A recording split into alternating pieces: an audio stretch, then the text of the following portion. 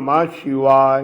भगवान श्री हरि के अंश अवतार का अवतीर्ण होना और महाप्रयाण दोनों ही भक्तों के हृदय को भावुक कर देता है। श्री विष्णु पुराण से प्रस्तुत ये वीडियो कृष्ण भक्तों को भाव विभोर कर देगी। श्री बलराम जी का प्रयाण कैसे हुआ, यादवों का उपसंहार कैसे हुआ और भगवान श्री कृष्ण का महाप्रयाण कैसे हुआ, जानने के लिए वीडियो अंत तक पूरी देखिए। श्री पाराशर जी बोले, एक बार कुछ यदु कुमारों ने महातीर्थ पिंडारक में विश्वामित्र, कण्व और नारद आदि महामुनियों को देखा।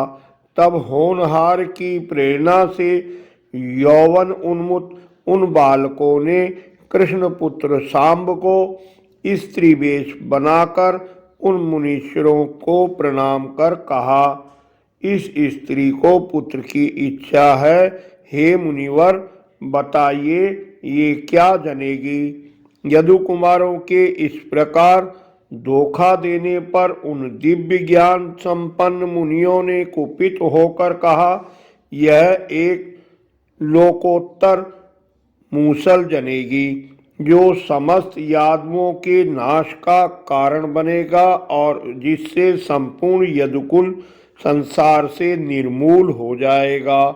मुनिगण के ऐसा कहने पर उन कुमारों ने सारा वृत्तांत राजा उग्रसेन से कह दिया तथा सांब के पेट से एक मूसल उत्पन्न हुआ। उग्रसेन ने उस लोहमय मूसल का चूर्ण बनाकर समुद्र में फिकवा दिया। उस चूर्ण से हजारों सरकंडे उत्पन्न हो गए। चूर्ण के बाद बचे नुकीले टुकड़े को समुद्र की एक मछली ने निगल लिया। मछुआरों द्वारा पकड़ी उस मछली को जरा नाम के एक व्याध ने ले लिया। मछली का पेट चीरने पर निकले उस भाले जैसे नुकीले टुकड़े को अपने बाण में लगा लिया। इसी समय देवताओं ने वायु को दूत बनाकर श्री कृष्ण के पास भेजा। उसने एकांत में श्री कृष्ण को प्रणाम करके कहा, प्रभु देवताओं ने मुझे दूत बनाकर भेजा है। उन्होंने प्रार्थना की है कि हे नाथ, पृथ्वी का भार उतारने के लिए अवतीर्ण हुए आपको 100 वर्ष से भी अधिक समय हो गया है। आपने पृथ्वी का बहुत सारा भार उतार दिया है।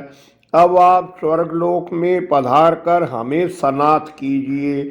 श्री भगवान बोले, हे दूत, तुम जो कुछ कहते हो वह सब मैं जानता हूँ। यादवों का नाश हुए बिना पृथ्वी का भार पूर्णतः हल्का नहीं होगा। अतः 7 रात्रि के भीतर पृथ्वी का ये भार उतार कर मैं शीघ्र ही वही करूँगा जैसा तुमने कहा है। समुद्र से ली हुई भूमि समुद्र को लौटाकर और यादवों का उपसंहार कर मैं लौटूंगा। द्वारिकापुरी में अनेक उत्पात और घोर उपद्रव होने लगे तो श्री कृष्णचंद्र ने उनकी शांति के लिए यादवों से प्रभास क्षेत्र में चलने की को कहा। इस पर उद्धव जी ने श्री कृष्ण से कहा, भगवान, मुझे ऐसा लगता है कि अब आप यादव कुल का नाश करेंगे। मेरे लिए क्या आज्ञा है। श्री भगवान बोले, हे उद्धव, अब तुम मेरी कृपा से दी हुई दिव्य गति से नर नारायण के निवास स्थान गंधमादन पर्वत पर जाओ।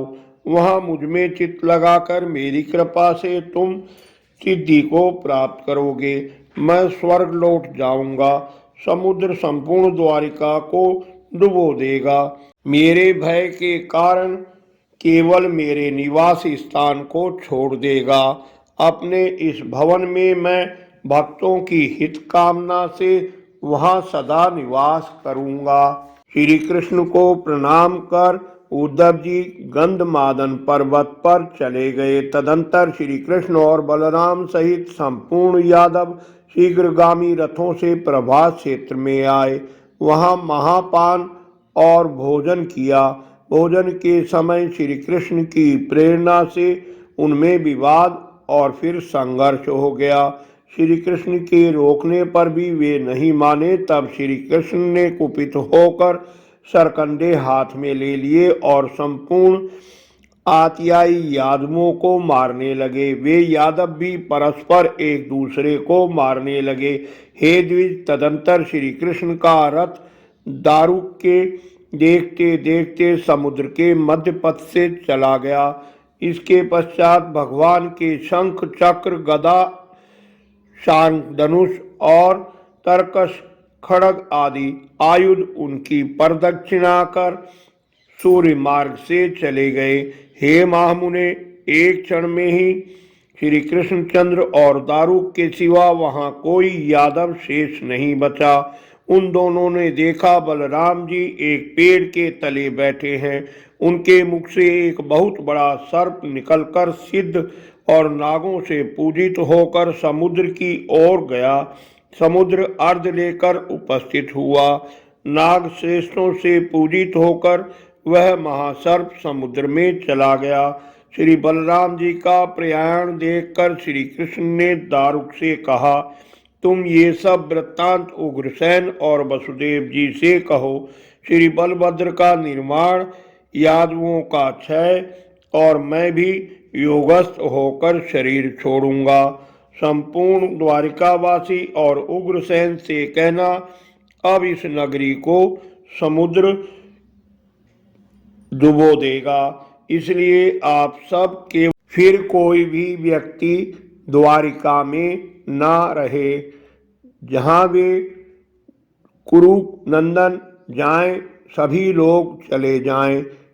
कुंती पुत्र अर्जुन से मेरी ओर से कहना, सामर्थ्य अनुसार तुम मेरी परिवार की रक्षा करना। हमारे पीछे वज्र यदुवंश का राजा होगा। श्री कृष्ण के ऐसा कहने पर दारुक ने उन्हें बारंबार प्रणाम किया और अनेक प्रदक्षिणा कर वहां से चला गया।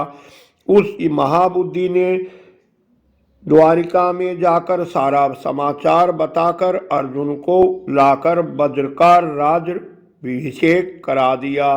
उधर श्री कृष्ण ने समस्त भूतों में व्याप्त वासुदेव स्वरूप पर ब्रह्म को अपने आत्मा में आरोपित कर उनका ध्यान किया।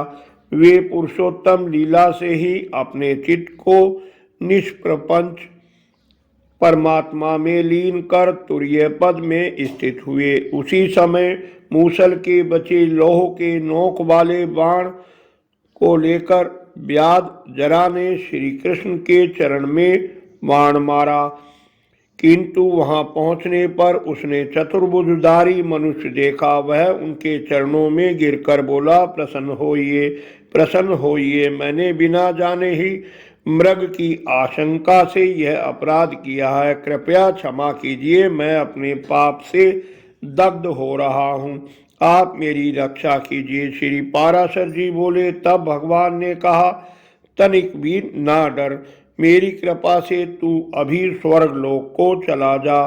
इन भगवत वाक्यों के समाप्त होते ही वहां विमान आया। विमान पर सवार होकर व्याध स्वर्ग को चला गया। भगवान ने अपनी आत्मा को अव्यय, अचिंत्य, वासुदेव स्वरूप, अजन्मा, अमर, अप्रमेय, अखिल आत्मा और ब्रह्म स्वरूप विष्णु भगवान में लीन कर त्रिगुणात्मक गति को पार करके इस मनुष्य शरीर को छोड़ दिया। कृपया इसके बाद वाली समापन कड़ी अवश्य देखिए। इसके बाद श्लोक संख्या के अनुसार सबसे बड़े पुराण स्कंद पुराण से प्रस्तुत स्कंद पुराण ज्ञान रस की वीडियो सीरीज प्रस्तुत करेंगे। वीडियो पसंद आई हो तो लाइक करें, अन्य भक्तों से शेयर कर धर्म के भागी बने। निरंतर जुड़े रहने के लिए चैनल को सब्सक्राइब कर लें। धन्यवाद। आपका कल्याण हो।